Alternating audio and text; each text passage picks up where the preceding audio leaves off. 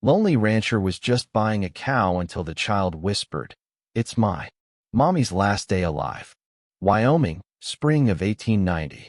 The town of Frontier Ridge boiled beneath the surface, its soil cracked from drought, its cattle herds thinned by thieves who struck under moonless skies. The people had grown brittle like dry timber before a spark. They needed justice, or at least someone to burn. Jed Walker rode in with nothing but dust in his coat, seams, and a listless eye for livestock. A rancher with no ranch left to love. He had buried a wife and daughter in the same frost-bitten week 3 winters ago. Since then he had spoken mostly to his boots and trusted no man beyond a fence post. As he dismounted at the edge of the open-air market, a hand gripped his forearm. A stranger, gray-toothed and thin-lipped, who leaned in like he was passing on a curse. "They'll hang her at high noon, mister," the man rasped. "You just buying a cow or buying trouble, too?" Jed didn't answer. His eyes followed the crowd's attention toward the courthouse steps, now repurposed as a makeshift gallows. A woman stood at top the platform, wrists chained, neck collared with iron like some rusted animal. Her dress was torn, her skin bruised in the shape of angry fingers. She stared downward, jaw set, saying nothing. "They say she slit the ranch foreman's throat and ran off with 2 of his cattle," the man added. "But folk figure she did more than that. She's an outsider and the only one left after the last stampede. Ain't no kin claiming her." Jed turned, meaning to walk away. His boots crunched gravel.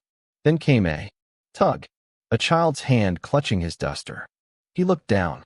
A girl no older than 5 stared up at him with eyes too big for her face. She wore no shoes, just muddy socks and a dress that swallowed her small frame. Her hands trembled as she clutched a wooden water gourd. Her cheeks were smudged with soot. "It's my mommy's last day alive," she whispered. "Please help." Jed froze. For a moment, all he could see were those eyes, so achingly familiar, so filled with the kind of desperate hope only a child dares hold on to. The same eyes his daughter had before the fever took her. He looked back up. The woman on the gallows lifted her gaze just once, and Jed's heart buckled. He turned, on his heel, stormed toward his horse. From the saddlebag, he withdrew a folded leather wallet worn soft with years and sweat. Inside it was a metal badge dulled with age, a silver star, encircled in rust. "Deputy Writer," it read, an honorary title once granted during border conflicts years ago, enough to stall executions if probable cause was claimed. Jed marched to the desktop and picked up the deputy sheriff, the deputy marshal, and slapped the badge onto the table with a folded parchment. "Jed Walker," he said, "I'm invoking Section 7. This woman is now a protected witness in an ongoing investigation." The scaffold comes down. The deputy sheriff blinked. The sheriff was absent out on a land dispute in Powder Creek. There was no one to overrule the badge in Jed's hand.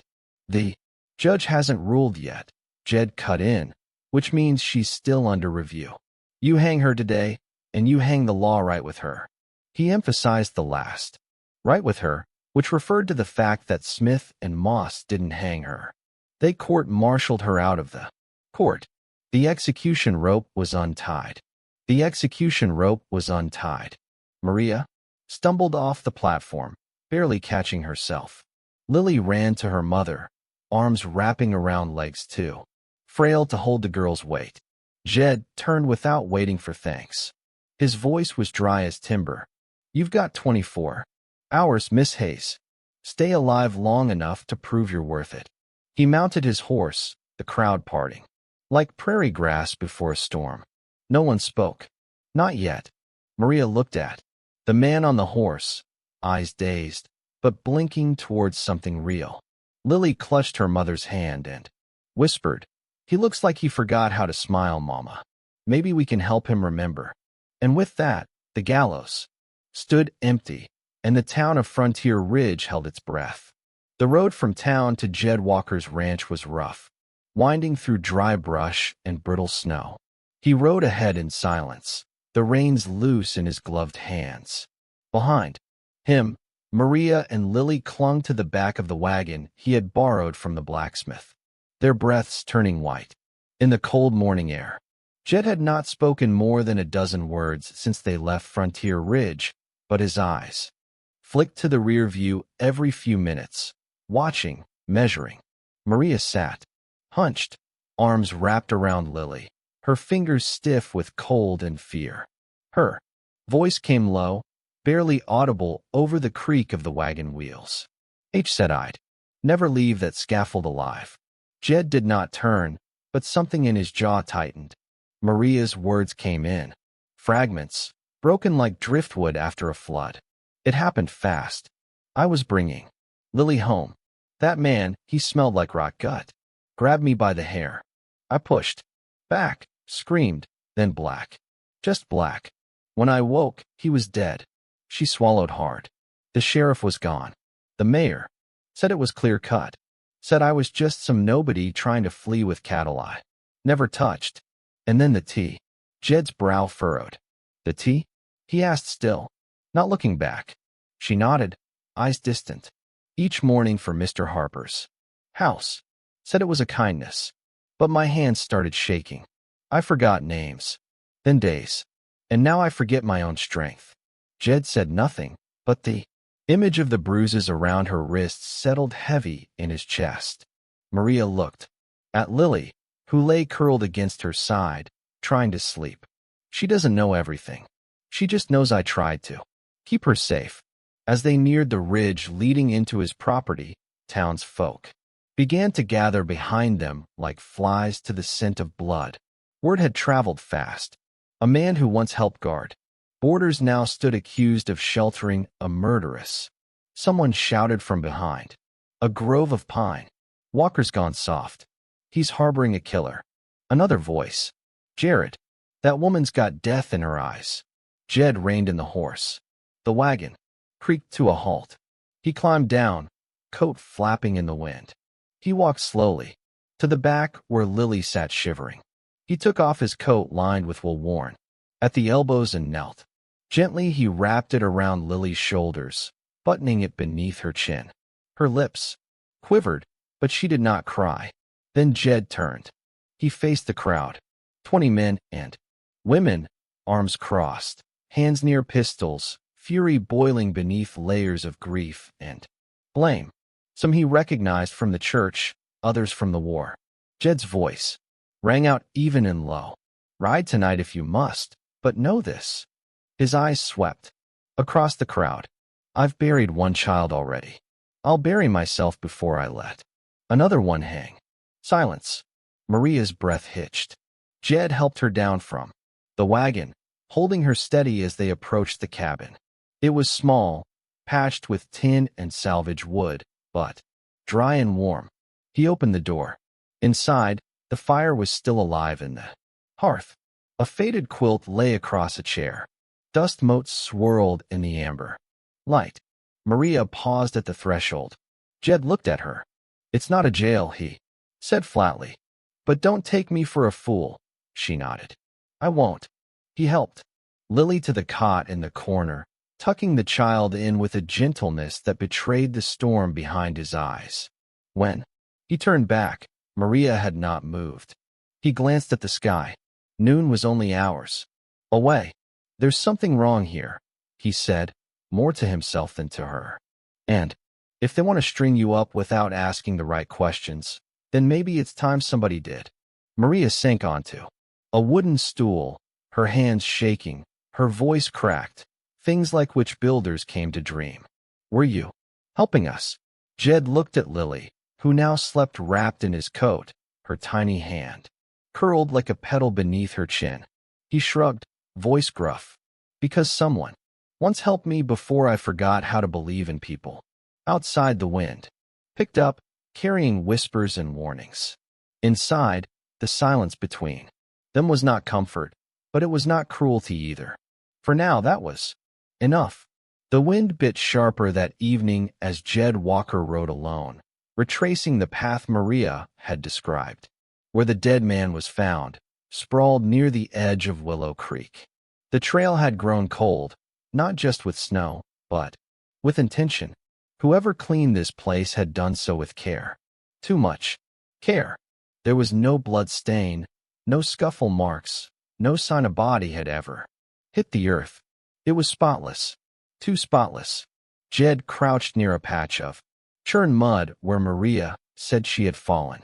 His fingers sifted through the damp soil, turning over pebbles, brush, and the memory of things lost. His thoughts echoed with Maria's broken whisper from earlier that day. I woke up, and he was gone. Just gone. The sheriff's quick judgment, the mayor's silence, the tea that made her sick. It all stank like rotting feed. Suddenly, a voice from memory. Lily. The bad man had a snake on his belt. Jed's eyes snapped. Open. Snake. He scanned the underbrush and treein. Then he saw it. Something. Tucked beneath a gnarled root barely covered with moss. A flash of dull brass. He knelt and pulled it free. A belt, worn, cracked, but unmistakable. A coiled rattlesnake was stamped into the buckle. He recognized it. Only one man in town owned snake hide like this. Mayor Charles Harper, the man who had called Maria a shame to this town, the same man who had delivered her daily tea, swearing it was a kindness from those who still had decency. Jed stood slowly, belt in hand, heart drumming hard. Back at the ranch, the fire flickered low. Maria was coughing again, deeper now, rasping like wind through dead trees. Her skin pale, her lips tinged blue. Jed entered quietly, hung his coat, and walked to where she lay curled on the cot. He noticed a faint bruise on her forearm just above the vein, and another. Tiny puncture wounds. He sat down. Her eyes fluttered open. You came back. She whispered. I did. He reached forward, brushing aside her sleeve. Been giving you that tea long. She hesitated. Weeks, maybe more. Jed stared at the marks, then gently lifted her wrist. His hand swallowed her. We need to see Doc Ellis, he said. Now, before she could protest, he wrapped her in a shawl and hoisted her into the wagon. Lily clambered in beside them, still half asleep, clutching the corner of Jed's coat like it was a lifeline. The ride through the dark was quick, silent, but for the jangle of tack and the heavy breath of the horses. Doc Ellis's cabin stood dimly lit on the edge of a frozen pasture. The old man blinked in surprise as Jed carried Maria inside. Poison, Jed said simply. Slow kind. Doc's hands moved fast, efficient. He checked. Her pulse, her eyes, her breath. Then he sniffed the faint residue from her teacup. Jed had brought it just in case. Ureo. Black nightshade. Not enough to kill quick, but over time it'll shut her down from the inside. Maria blinked, dazed. I thought it was just nerves. Doc shook his head grimly. It was murder wearing patience. Jed stood silent, fists clenched. When Doc stepped away to fetch a tonic, Jed sat beside her, eyes fixed on hers. He reached for her hand again, this time not to inspect, but to hold. Warm, steady, intentional. This ain't justice, he said, voice low. It's a cover-up. Maria looked away, ashamed. But Jed held firm. I don't know who they think they're dealing with, he muttered. But they're about to learn. I bury ghosts, not truth. Outside, the wind howled. Inside, the fire burned a little hotter. The wind rose with a low, mournful cry as Jed Walker hitched the last of the supplies to the wagon. Clouds of breath swirled from the mouths of the horses like ghosts fleeing the earth. Snow had begun falling again, thin flakes at first, then thicker, heavier, a slow white curtain between the world and time. He glanced back toward the cabin. Maria was wrapped in wool, pale and quiet. Her breaths came shallow but steady. Beside her, Lily was tying a frayed ribbon into her doll's hair, the same one she had carried since the market square. Her fingers trembled. She looked up. Will Mama still be here tomorrow? She asked. Jed froze. The question hit like Buckshot. He knelt beside her and smoothed the hair from her forehead. Not if we sit still, he said. But if we move fast and smart, she'll be here. I promise. He lifted Maria gently, her frame too light, too brittle, like she had already left part of herself behind. Lily climbed into the wagon. Jed cracked the reins. They headed north. The trail narrowed quickly, snaking up the first ridge toward Red Elk Hollow. Jed knew this land years ago when he wore a badge, and a younger man's hope. He had helped a traveling preacher settle there. Reverend Isaac lived alone now, an exile, by choice in a chapel carved half into the mountainside. It had once been sanctuary for the lost. It needed to be again, but they were not alone. As the wagon turned the bend near Gray Rock Bluff, the first shot rang out. Jed ducked instinctively. The horses screamed and reared. A second shot split the air, then the sound of leather snapping and the thunder of hooves vanishing downhill. Jed cursed. The wagon tilted hard. Maria rolled, gasping. Lily screamed. Jed leapt out, gunno, scanning the ridge. Two men emerged from the trees. Dark coats, rifles up. Jed recognized them. Harper's men. The mayor had grown tired of waiting. You're trespassing. One of them barked. Hand the woman over. Jed stepped in front of the wagon. She's under my protection, he said. Not anymore. Another shot cracked. Jed's horse dropped. Jed fired once, grazing a tree near their feet. Next one lands in your chest. The men hesitated, then fell back into the woods, regrouping. No time. Jed moved fast, dragging Maria onto his back. Lily, hold on to my belt, he said. Do not let go no matter what. Snow churned beneath their boots as they pushed through the thicket, leaving the broken wagon behind. Hour after hour, Jed pressed forward, his legs burning, breath hitching in clouds. The slope steepened. Trees leaned like old men whispering warnings. Ice cracked. Underfoot, wind tore at his coat. Still he climbed. Maria's weight shifted. She coughed. Jen, she rasped.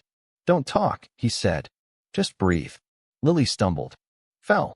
He pulled her up, held her hand in his gloved fist.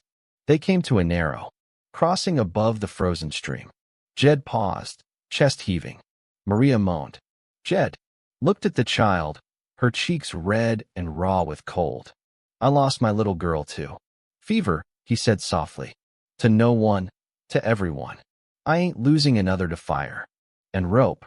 He took a breath and stepped forward. They crossed the ravine. Night fell. Still they walked. Finally, near the tree-in, a light flickered through.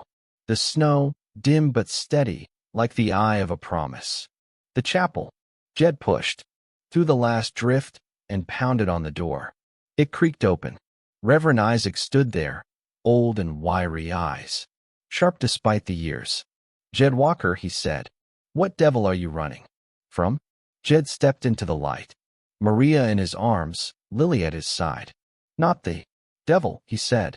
Just men pretending to be God. The storm quieted as night deepened, leaving only a soft whimpering wind and the sharp creak of old trees swaying in the cold.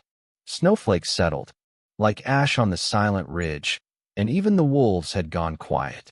Jed found shelter in a forgotten trapper's cabin. Its door half-hinged, its floor dusted, with years of pine needles and abandonment. The walls leaned and the roof groaned, but it stood. And for now, that was enough. Inside, the air was bitter and dry. Jed laid Maria down, carefully on a makeshift cot of pelts and feed sacks, tucking her in with his own coat. She was shivering, even in sleep, her cheeks pale and sunken. Lily curled beside her, arms wrapped around a threadbare doll whose seams had long since faded. She didn't speak. She just pressed her face into Maria's side, as if afraid the warmth might vanish if she let go. Jed moved quickly. He stepped back into the dark and cold breath huffing in clouds. He found a broken tree limb near the tree-in and began dragging it through the snow in a wide arc. masking the trail of their footprints. He moved methodically, sharp despite the exhaustion that curled in his bones. Then he pulled strips of cloth from his saddlebag, a torn bandage, a length of rope, and scattered them toward the west ridge in the opposite direction. One of his gloves worn and cracked at the knuckles. He tossed near a frozen stream bed. A false trail, a lie in the snow. When he returned to the cabin, he paused by the doorway and used the heel of his boot to stamp a different trail behind them, leading nowhere but into deeper woods. Then he stepped inside and let the door shut quietly behind him. The room was dim. Firelight danced low across the walls, casting thin shadows that bent and breathed like ghosts. Maria was awake. Her eyes caught the flicker of flame, glassy but aware. Her breath rasped softly. Her voice, when it came, was a brittle whisper. "We help me?" she asked. "I'm just another ghost walking." Jed crouched beside the fire, feeding in a scrap of kindling. Sparks rose and popped in the stillness. He didn't answer at first. The silence stretched, quiet as snowfall, heavy as memory.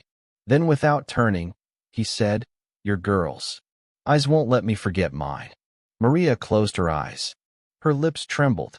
Slowly, she reached out and rested her fingers on his hand.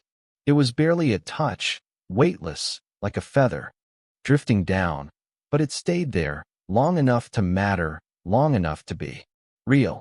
Then she pulled it back, burying her hand beneath the coat again. Outside, the wind changed. Jed stood, senses tightening. He felt it before he heard it. Hooves crunching over crusted snow. Slow, deliberate.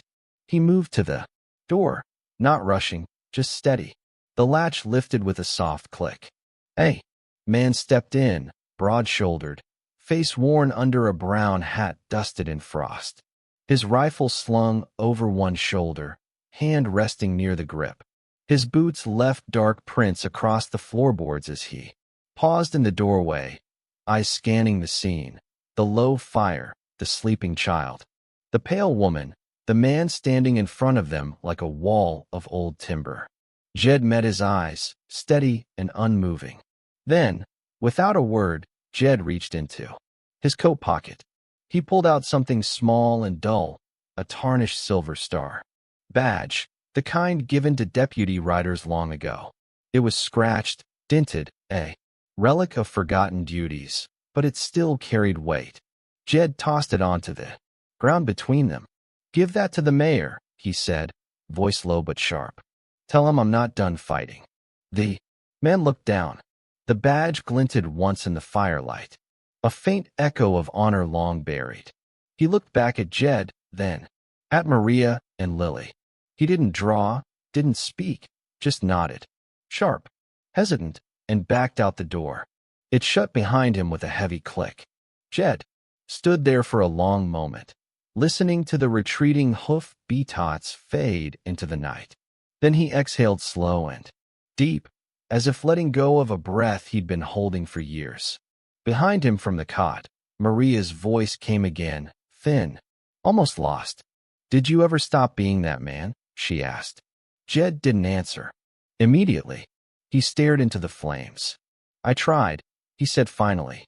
"But grief don't let you. It just hides in your bones and waits."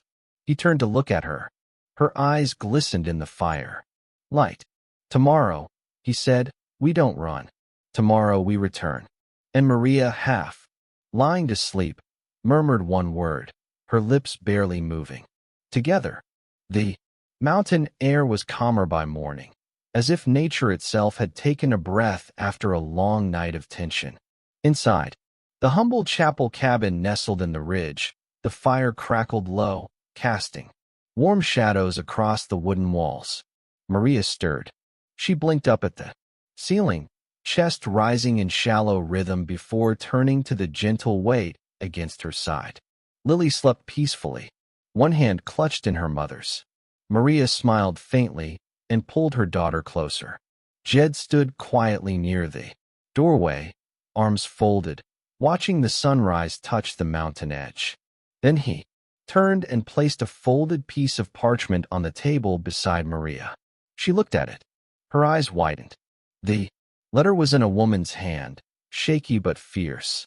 It told of the nights the old housemaid watched her employer, the richest man in Frontier Ridge, steep strange herbs into Maria's tea. How the man had returned bloodied after the night someone was killed. How he told her not to speak, that the girl was good, for no more than a quiet grave. I found it in her Bible, Jed said. She's been gone 2 winters now, but her truth stayed. Maria clutched the letter to her chest. Jed continued, placing other items on the table, each like a nail in the coffin of a lie. The snakeskin belt Lily had remembered. The physician's signed report confirming signs of long-term herbal poisoning. The written testimony of the old mountain preacher, swearing that Maria had come to him afraid, long before the murder, begging for help and sanctuary. Jed looked at the 2 of them, mother and child, and spoke gently. I'm going back. Maria's breath caught. They'll hang you, she said. Then let them try. Jed answered, but not before I tell them who they're really burying. By high noon, the town square of Frontier Ridge was filled once more. But this time, it was not rage that stirred the crowd. It was uncertainty, murmurs, the sting of doubt. The gallows stood ready, but the noose swung empty. Then Jed rode in, his horse weary, his coat dusted in mountain frost. He dismounted slowly, removed his hat, and walked toward the courthouse steps. Behind him, 2 others followed, the preacher from the ridge and the town doctor, both holding sealed envelopes. Jed walked straight into the meeting hall where the council of townsmen sat on their table. The rope that had been meant for Maria now lay coiled, waiting. Jed laid out the evidence piece by piece. He spoke clearly without anger, without fear. This is the truth. A woman, silenced by poison. A girl nearly left an orphan. And a man he held up the belt. So sure of his power he forgot. Truth can bleed through snow. He turned toward the crowd behind him. She didn't kill. She was made weak, scared, broken.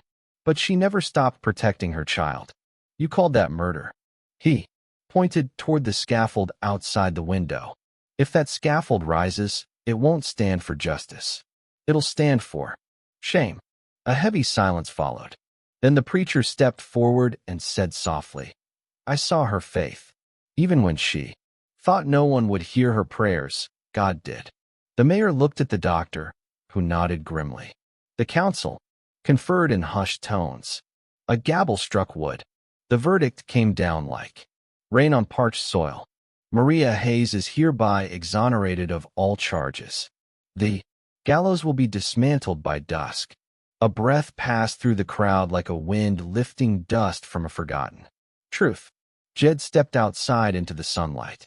He looked up at the scaffold, and for the first time in years he smiled. The gallows came down by dusk. 2 days later, the wealthiest man in Frontier Ridge was shackled and led out of his manor under the weary eyes of the townsfolk. Not everyone cheered, but no one stopped it either. Maria was free. The storm had passed, but not without leaving behind new roots in its wake. The first to arrive at Jed's modest ranch were not men with guns, but women with baskets, jars of blackberry jam, fresh milk, bread wrapped in linen. Someone stacked a cord of firewood by the porch. A note was tied to it and signed, Every child deserves a warm night. Maria stood on the porch, holding Lily close, watching the small signs of a town trying to make peace. Inside, the cabin breathed again. Maria set up a small stove near the back. Each morning, she baked simple meals and left them in baskets by the church steps. No names, no praise expected, just food for anyone hungry enough to take it. Lily now, attending the local schoolhouse, returned each afternoon with chalk on her hands and wildflowers in her pockets. She would sit by the fire, recounting every letter she learned, every friend she made. Jed mostly listened. His repairs to the ranch were quiet and steady. mending shutters, replacing roof tiles, resanding the porch railing by hand. But the most delicate act he did was done when no one was looking. One morning, Lily found her broken braid cut the day she tried to protect her mother, woven carefully and fastened to the back of the rocking chair Maria always sat in. She didn't say anything. She just touched it and smiled. That night, Maria noticed the small wooden shelf above the fireplace. Two framed photographs stood side by side. One was an old image, faded edges, a young woman and child lost long ago. The other was newer, herself and Lily, taken just after the trial by a traveling photographer who had offered it as a gift.